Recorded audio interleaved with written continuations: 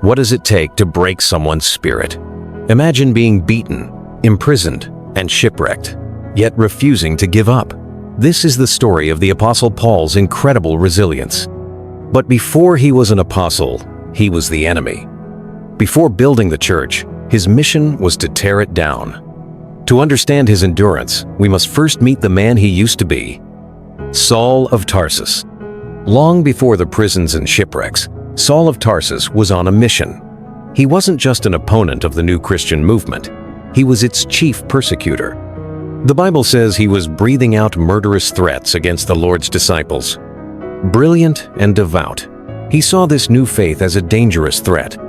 With the high priest's authority, he hunted men and women, dragging them to prison, completely convinced he was doing God's work. His name meant pain and fear.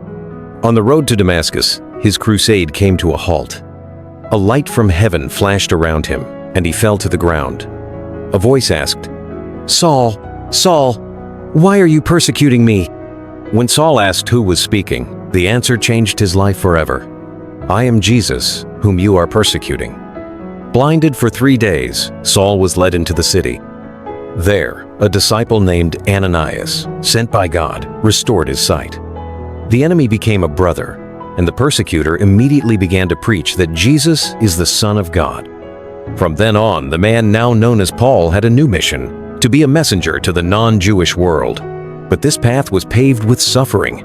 In his own words, 5 times I received the 40 lashes minus 1. 3 times I was beaten with rods. Once I was pelted with stones. 3 times I was shipwrecked. He faced constant danger, hunger, and sleepless nights.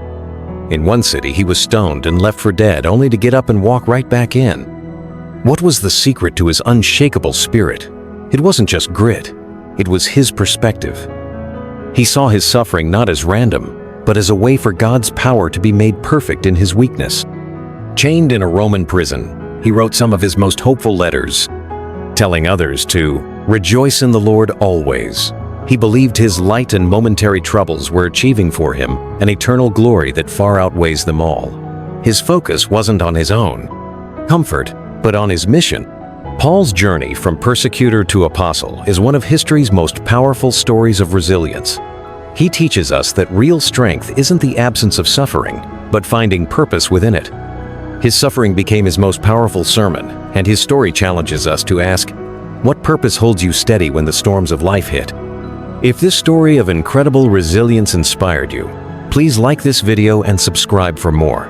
In the comments below, let us know what part of Paul's journey inspires you the most.